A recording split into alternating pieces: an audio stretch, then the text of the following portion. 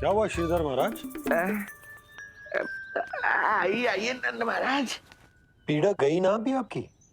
गई? उल्टा स्तन को आश्रम समझकर यहीं बस गई है। 1 सप्ताह का समय होने को आ रहा है, अब तक तो आपको स्वस्थ हो जाना चाहिए। हाँ। मैं बैद जी को संदेशा भिजवाकर बुलवा लेता हूँ। वो पुनः आकर आपको देख लेंगे, क्या पता औषधि बदलने से लाभ हो। सही कहा बाबा, और कड़वी औषधि चाहिए इन्हें। नंद,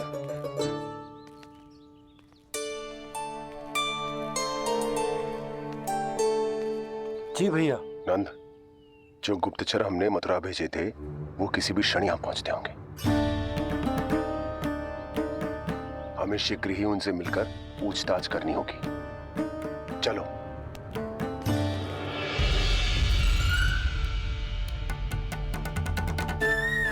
उनके गुप्तचर मथुरा से वापस आ रहे हैं। यदि उन्हें मेरे बारे में पता चल गया होगा तो मुझे किसी भी तरह अपना कार्य आज ही पूर्ण करना होगा।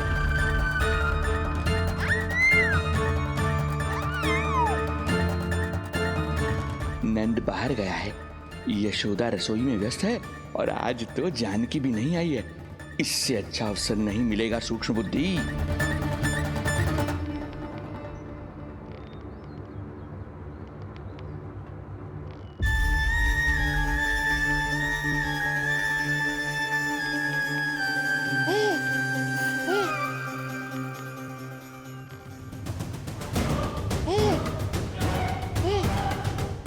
तेरी दिव्यता मेरी बुद्धि के पंजे में फंसकर ऐसे फड़फड़ाएगी जैसे वह। फड़फड़ाना बाद में, पहले मेरी रक्षक से तो बच के दिखाओ बुद्धिराज। रुक जा दुष्ट।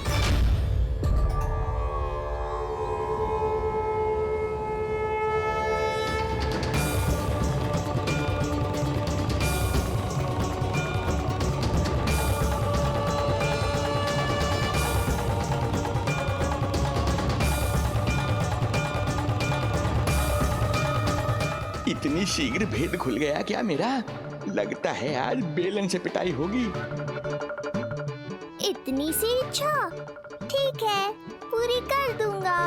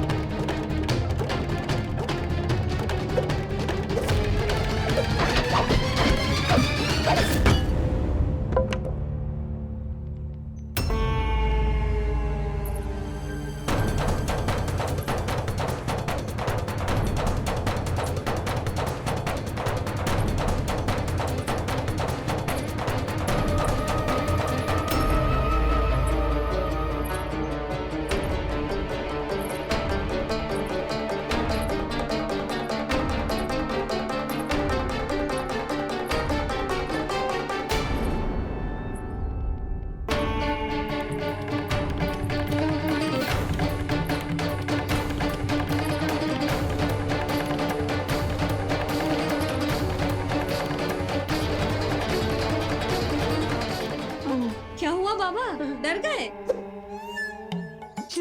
जे आपके लिए ना है, जे तो उस मधुमक्खी के लिए। कब से घूम रहे हो? जाने कहाँ से आ गए? आप ही बताओ, ऐसे कैसे घूमने दूं? मेरे लल्ला को डंक मार दे तो? हाँ लल्ला, क्या सोचो उस मधुमक्खी ने? मेरे लल्ला के आसपास घूमेगी और मैया देखती रहेगी। हाँ नहीं तो? झूठ बोला तो मधुमक्खी से भी बुरी दशा हो जाएगी ढोंगी महाराज। बाबा वैसे आप यहाँ क्या कर रहे हो मेरे लल्ला के पास? वो हम बेटी। अरे हाँ, आप भोजन खाने आए होंगे। हाँ। आज तनिक विलंब होगा बाबा। हाँ। वो जानकी ना आई। जे सब गोपियाँ जमुना जी के तट पर जा रही हैं। हाँ, जमघट करेंगी सब। बेरियां तोड़ के खाएंगी इसीलिए। फिर तो बेटी यशोदा तुम्हें भी जाना चाहिए, क्योंकि तुम तो घर से बाहर निकलती ही नहीं हो। सही कहा ढोंगी महाराज, अब मुझे ही कोई लीला रचनी पड़ेगी। नीलमणि, ओ नीलमणि।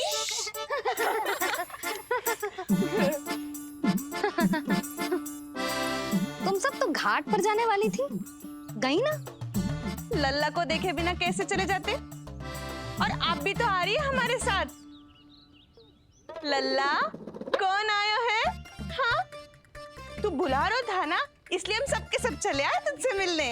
मैं कहीं ना जा रही। जा कैसे नहीं रही आप भी चलेगी हमारे साथ, जैसे पहले चलती थी।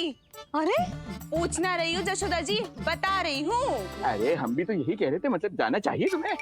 मैं भी तो यही कह रही हूँ कि मैं नीलमणि को छोड़ के कहीं ना जा सकती। जे अभी तक यही धरना दिए हुए हैं। अरे कुछ भी मती बोलो, और जो बोलो तनिक धीरे बोलो, लल्ला उठ जाएगा। ना भाभी ना उठेगो। जब प्रतिदिन ऐसे ही और इसी समय गहरी और लंबी निद्रा लेते है। लेनी पड़ती है ताकि मैया को भी थोड़ा समय मिल जाए। लो, फिर क्या समस्या है? जब तक ये सो रहे है, आप चली चलो हमारे साथ। सो रो है तो क्या हुआ? मैं लल्ला को अकेला छोड़ के ना जा सकती। अकेला कहाँ है यशोदा, हम हैं ना इसकी सुरक्षा के लिए। जाओ जाओ जाओ। और नहीं तो क्या, बस बैठकर निवाला तोड़ेगे तो इन्हें भी अच्छा ना लगेगा। कुछ तो करे, है ना महाराज?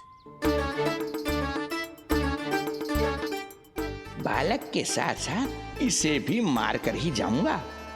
ना, मैं मान भी जाऊं, किंतु मेरे भीतर जो मैया का मन है ना, वो ना माने को। मुझे क्षमा करो, तुम सब जाओ।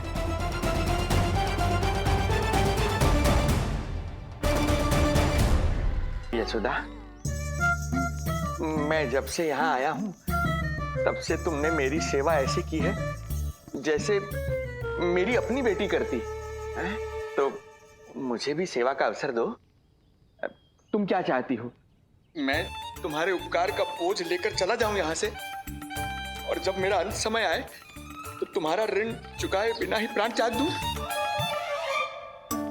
मानो तो भला, न मानो तो भला, किंतु सत्य यही है, तुम्हें विश्राम की आवश्यकता है। माँ की ऊर्जा से ही संतान अपनी शक्ति प्राप्त करती है। इसीलिए तुम्हें स्वस्थ और सदा प्रसन्नचित्त रहना चाहिए। यदि तुम प्रसन्नचित्त रहोगी तभी तो तुम्हारी संतान भी स्वस्थ और प्रसन्नचित्त रह सकेगी। जाओ पुत्री, जाओ।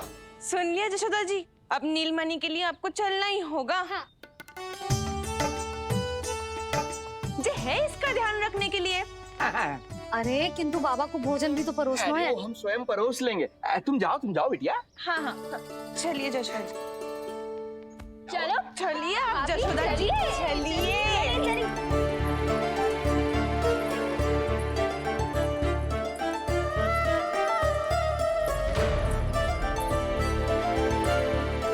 कुछ पल के लिए तो मेरी चिंता छोड़ो मैया, और जीवन का आनंद लो। तब तक मैं इनको संभालता हूँ।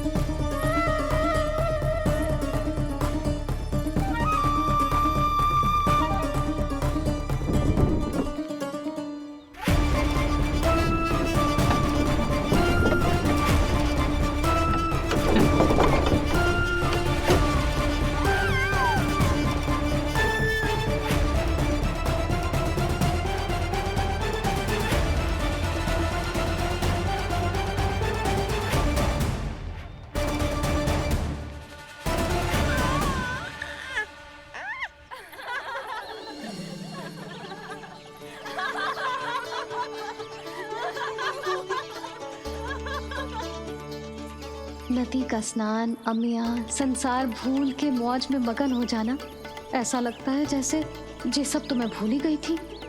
आज कितने दिनों बाद वही आनंद फिर से अनुभव करूंगी मैं।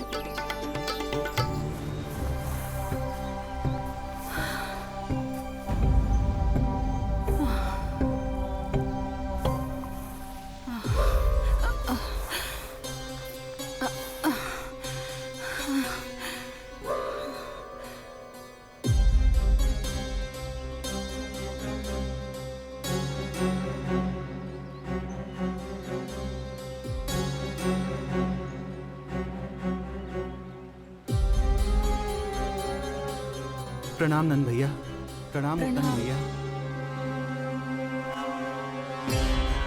सब ठीक है? हाँ, आपकी विकलांग बनाने की योजना बहुत अच्छी थी। सारी जानकारी प्राप्त कर ली और किसी को संदेह भी ना हुआ। बहुत अच्छे। क्या समाचार लाए हो? इस बार कंस ने गोकुल में किसी विकट को भेजा है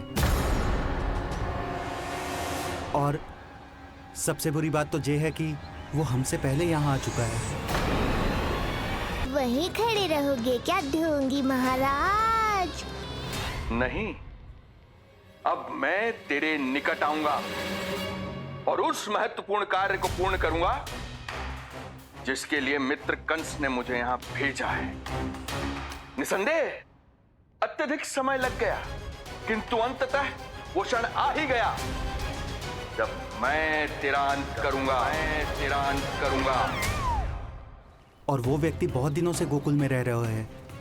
जे कौन है, कहाँ रहते है, इसका पता ना कर पाया हूँ। कोई तो सूत्र होगा जिससे उसकी पहचान पता चल सके। बस इतना पतो है नंदराज कि उसने कंस के साथ भोजन किया था। उस दिन विशेष व्यंजन बनाने का आदेश मिलो था हमें। तुमने देखो था उसे, कैसे वस्त्र पहने थे, कैसे शस्त्र है उसके पास। कोई ना कोई शस्त्र तो अवश्य होगा इस घर में।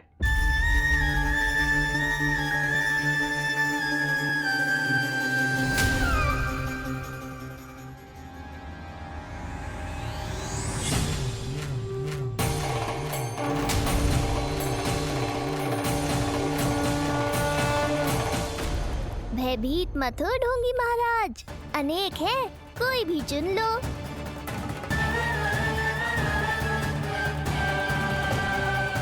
सूक्ष्म बुद्धि को किसी शस्त्र की आवश्यकता नहीं। तेरे लिए तो मेरे हाथ ही पर्याप्त हैं।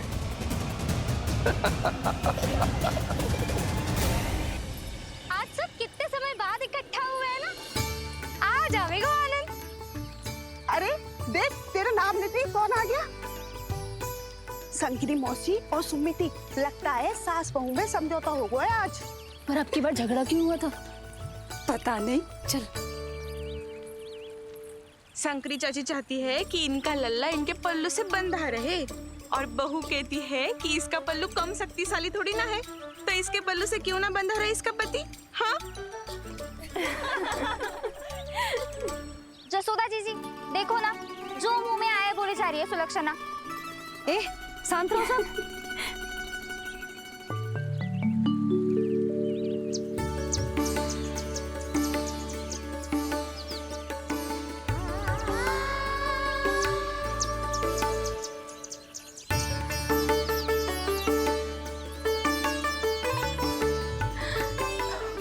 उन्हें देखकर लल्ला की स्मृति आ गई ना।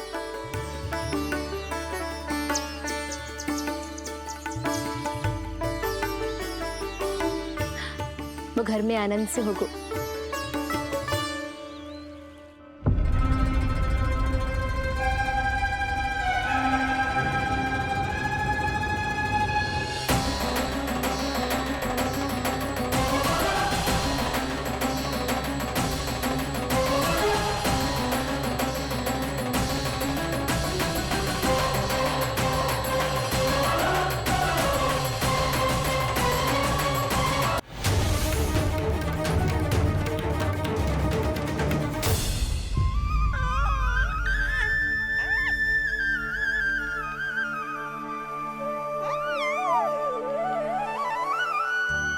तेरी आंखें देखकर मुझे ऐसा प्रतीत हो रहा है जैसे मैं किसी शांत सागर में डूब रहा हूं, गहरे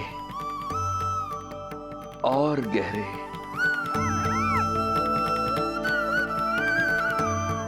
तेरी मुस्कुराहट तो ऐसी है जैसे प्रसन्नता की कोई लहर मेरी ओर बढ़ी चली आ रही है। और ये आभा, ये तो इतनी मनमोहक है कि मन कर रहा है स्वयं को न्यौछावर कर दूं मैं तुझ पर। लो कर लो बात, मेरे प्राण लेने आए थे, अब स्वयं ही न्यौछावर हो रहे हो।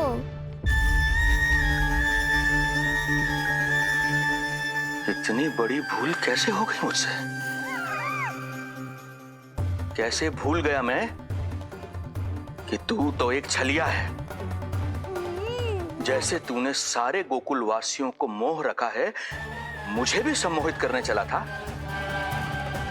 किंतु मैं तुझसे सम्मोहित नहीं होऊंगा। जिस उद्देश्य के लिए मैं यहां आया हूं, उसे पूर्ण करके ही रहूंगा। अच्छा ये बताओ भाभी, पहले हमें क्या करना चाहिए? बोलो ना, पहले हमें स्नान करना चाहिए या पहले हमें अमिया तोड़नी चाहिए?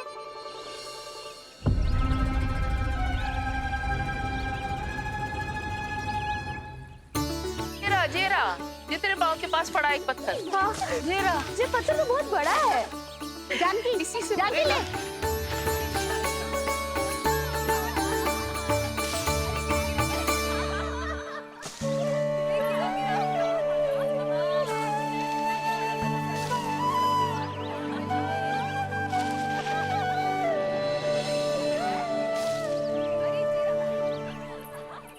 क्या होगा भाभी?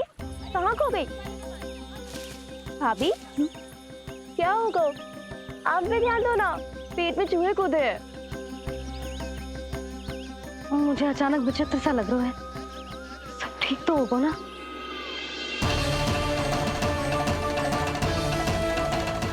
ये क्या कर रहे हैं आप?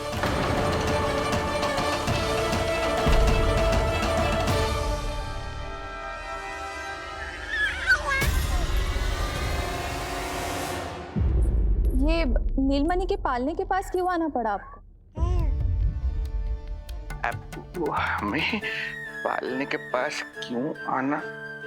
हाँ, वो नीलमणि की माला पालने में गिर गई थी, तो हमने सोचा वही पहना दे। ये देखिए, ये माला। लाइए, मैं पहना देती हूँ। हाँ, पहनाइए।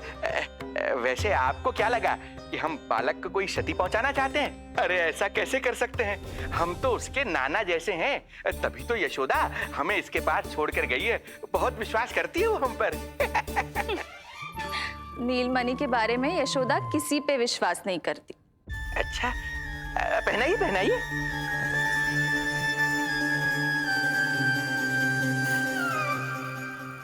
रुको अभी।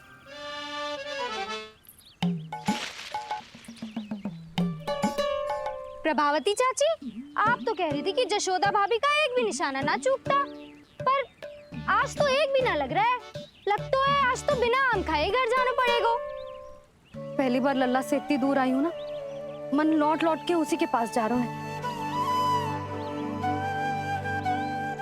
मुझे ना नीलमणि की चिंता हो रहा है, शायद इसीलिए निशाना ना लग रहा। अरे महाराज को छोड़ के आई हो ना तुम लल्ला के पास, और आते आते रोहिणी रानी को भी तो बोला है ना, कहा था कि नहीं?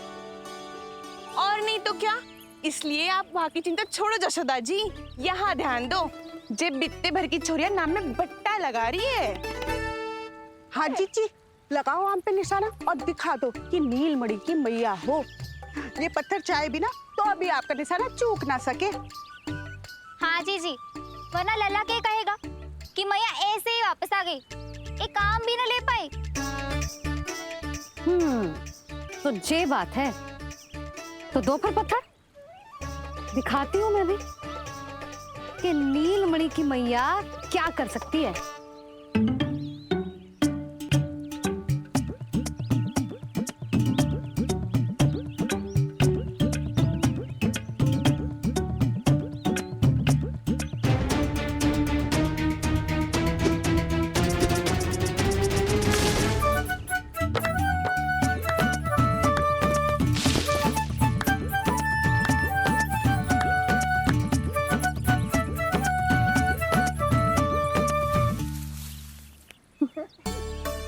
अरे रुको, पहले प्रभु को भोग लगाओ, फिर जितना मन करे खाओ।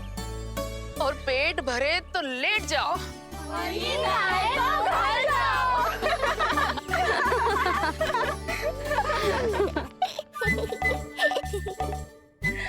कौन हंस रहा है? हाँ?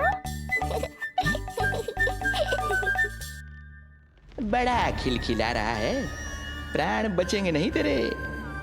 आपने मेरी मैया को प्रसन्न किया है, इसका फल आपको अवश्य दूंगा मैं। मुझे फल देने चला है तू? अरे दूंगा तो मैं तुझे, वो भी मृत्यु। इसका अर्थ है लल्ला के प्राण संकट में है और हमें उस षड्यंत्रकारी के बारे में कचू पतो न है। भैया, हमें लेख पत्र जांचने होंगे। यदि कोई बाहरी व्यक्ति गोकुल में आए होगो तो उसके बारे में हमें सब लेखा जोखा पता चल जाएगा। तुम सही कह रहे हो नंद। मैं अभी प्रबंध करवाता हूँ। पता नहीं उन गुप्तचरों ने क्या बताया होगा। यदि नंद को मेरे बारे में कुछ भी पता चल गया तो नहीं, समय रहते ही कार्य समाप्त करना होगा।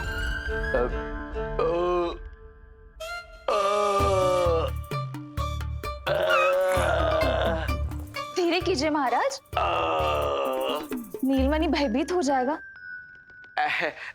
क्षमा करना बेटी, वृद्धावस्था में यदि पेट रिक्त रहे तो वायु विकार हो ही जाता है। यशोदा कह रही थी कि भोजन तैयार है, यदि तुम परोस दो तो ये वृद्ध भोजन कर लेगा और वायु विकार से मुक्ति मिल जाएगी। ताई जी, आप जाइए, इन ढोंगी महाराज को भरपूर शांति दूंगा आज।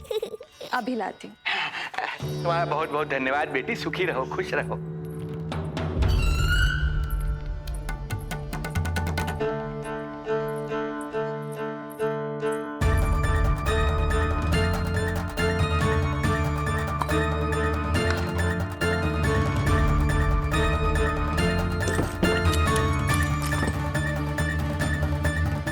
अब कौन बचाएगा तुझे? गोकुल में किसने प्रवेश किया, कब प्रवेश किया और कब यहाँ से निकलो, इसमें सारा लेखा जोखा है। इससे हमें सारी जानकारी वहां से मिल जाएगी।